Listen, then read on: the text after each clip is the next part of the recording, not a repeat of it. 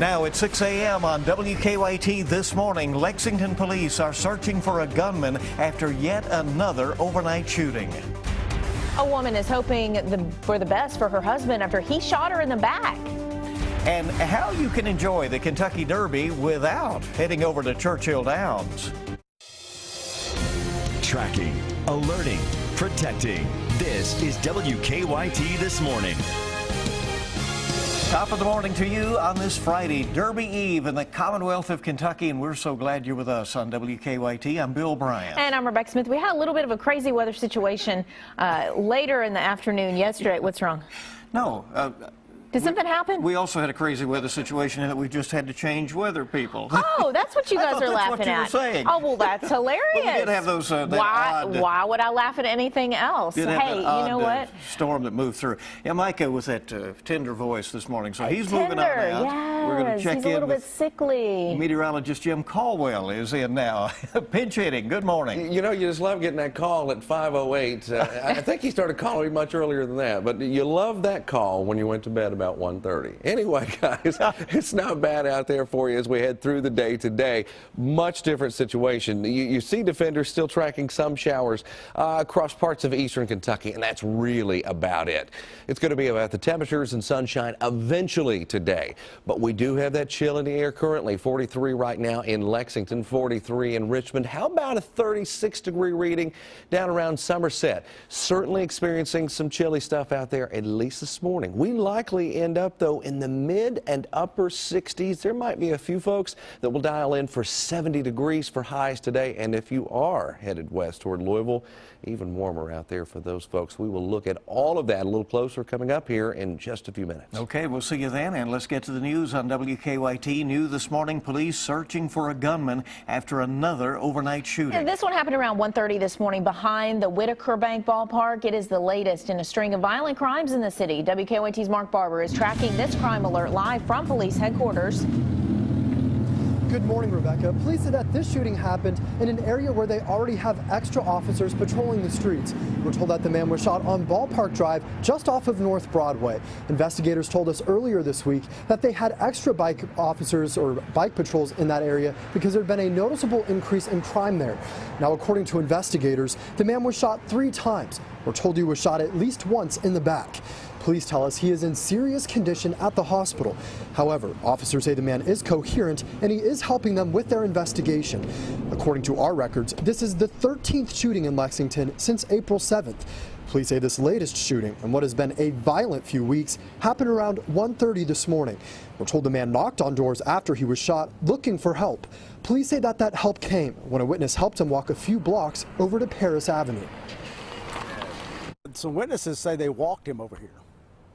So from this area to where we actually got him over on Paris Avenue, a witness that was with him said that he made contact with him. He told her he'd been shot, and she walked him over there.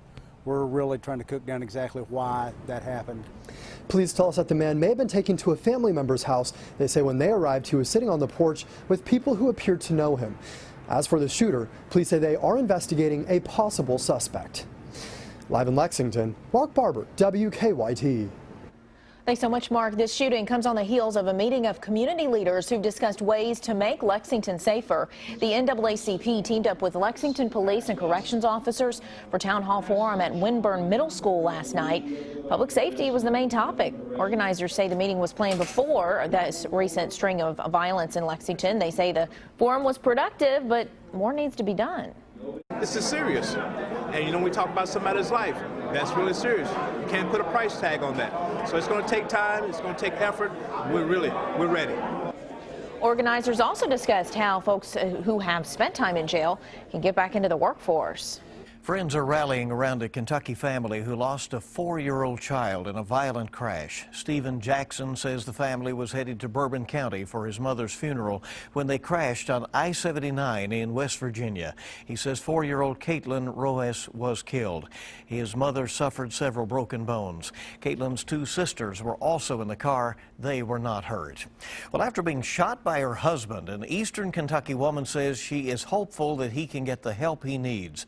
Police say Gary Morrison shot his wife Jan because she wanted to put him in a psychiatric hospital. Jan Morrison was not seriously hurt. She said her husband has needed help for years. It's a cry for help from him, and he's flared up before, but we've always worked it out, and but I can't work it out with a gun pointed at me.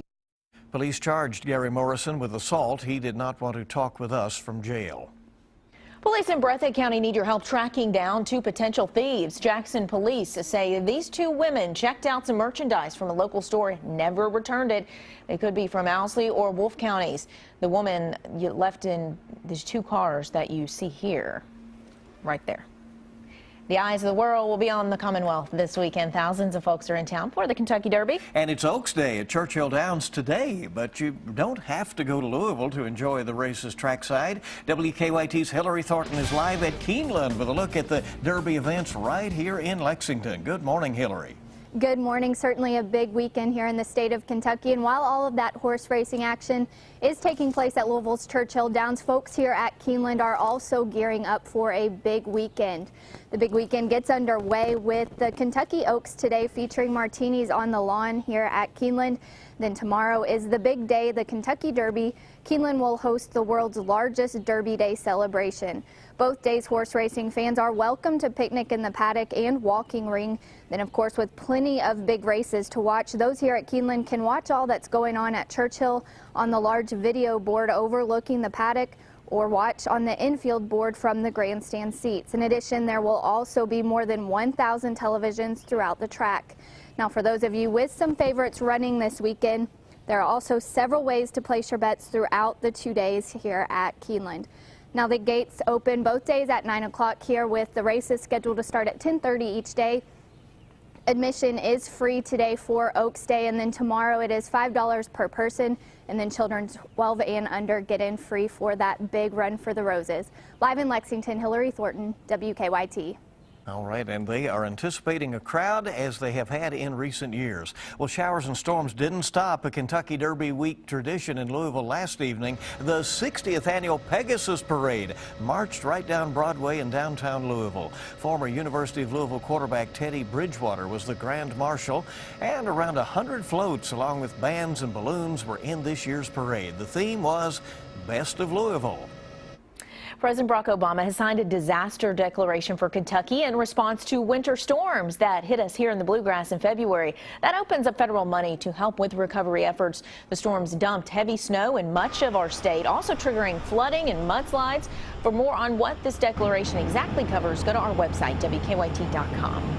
Well, a Harlan County family has a mess to clean up this morning. That's because strong winds caused a tree to fall into their home in the Verta community. Most of the damage is in the kitchen. The family says they were actually at home when that tree fell. I was standing on the porch and my boyfriend had heard it, and he took off running out in the yard. And when it fell, I was still on the porch, and I just started screaming. Yikes, what a scare. No one was hurt when that tree fell. The family says they're not exactly sure how much the repairs will cost.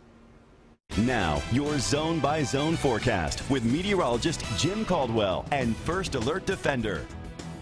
A little on the chilly side out there for you on this Friday morning. Temperatures have dipped for some of us into the 30s, but we are starting to recover, and we will recover through the day today. We got to wait for that sun to really come out to enhance our overall temperature experience here on this Oaks Day. 43 right now in Lexington, and we're tracking a little bit of cloud cover and some areas of fog out there too. So those are the only issues you're going to find as far as anything hanging out in the air is concerned. 46 toward Mount Sterling, 36 in Somerset, and you see even a few showers that are dying out across parts of eastern Kentucky. And a little bit of energy tried to make a run out of parts of Ohio, but never quite made it into Kentucky. You can see a lot of that on the backside of this little wave of energy. The spinning area of low pressure starting to fall apart there on the backside. So that's generally the only thing we had around us. Yesterday, those showers and thunder showers, and they were so cold. Temperatures dropped associated with those. We don't expect anything like that for you today. It continues to warm up as we head through the day today. Temperatures upper 30s, low 40s around 8 o'clock. And then the big time warm-up starts to happen. Around noontime, we're in the low 60s, and then before you know it, we're closer to 70 degrees, which is normal for this time of year, but we still might come up just a degree or two short in some cases. But overall, a much better looking day and even a great evening ahead for you, too. Here's our 3-day threat track. We look at today, we look at Saturday, we look at Sunday, and not a big deal on any single one of these days. As a matter of fact, the only thing that's really going to change is the temperature, and they are really going to start to climb here over the next, especially 2 days, tomorrow and into Sunday, with 80s trying to make a run at us. The hour-by-hour forecast, you can see, generally quiet as we head through the weekend. I mean, just not a big deal at all. Our 7-day forecast, look at this. Today, 68. 74 on Saturday. How about 80 degrees on Sunday? You talk about getting to average and then jumping past it. That's what we're going to do with daytime highs on Sunday. Saturday, a little closer to normal because we'll actually be above it there, but we will be a little closer to it. And the rest of that 7-day forecast is packed full of warmth and more chances of showers and thunderstorms as we get into your Tuesday. So it gets a little more on the tricky side at that point. But overall, just the next few days, take advantage of them. You're off all weekend. Take advantage of it. Hey, are you human or android? Because you're awfully chipper for being called in this early in the morning. Wait, I wasn't called in at 5 o'clock. What are you talking about? No. To stand in for poor Michael while he's sick. Well, we appreciate having you here. He wouldn't do that to me, would he? No, it was probably somebody else. Yes, he would. Yeah, definitely. Each morning we bring you weather and traffic together. Here's Officer Don now with a look at what is happening out on the roads. Good morning. Well, no collisions. That's the great news here on the Circle and the Interstate. Of course, the milling and paving work continues on Manowar. It's sort of a rough ride right now between Richmond Road over to Tates Creek because of that. But traffic flows light enough. We're getting through there okay. We'll see delays later, of course, in that area. Quick look outside. We'll show you what to expect as you head out the door this morning with a live look on this Friday. Going to turn out to be a beautiful one. Looks like so far so good on I-75 and 64 through the northern split. On our Waze map, traffic looks good too. No major delays to deal with so far. Now back to you in the studio. Okay, Don, thank you so much. If you are just joining us, we made a weather switch here. Micah was on with us from 4:30 to 6, and then now we've brought Jim in. Look at the Twitter feed that we have going out, WKYT or Micah's, or I've just retweeted it, and you'll see this picture of the appreciation that Micah shows for Jimmy coming in. So you're not going crazy, okay? This is deliberate. There's a reason that there's a new weather person here. Maybe we'll get Micah to just, sit there and look pretty. Voice. WKYT this morning is on the air with all the latest on Derby, even the Commonwealth. The race for Kentucky governor heating up ahead while one Republican candidate apologizing to a competitor. And Starbucks comes up with a faster way to get that cup of joe right into your hand.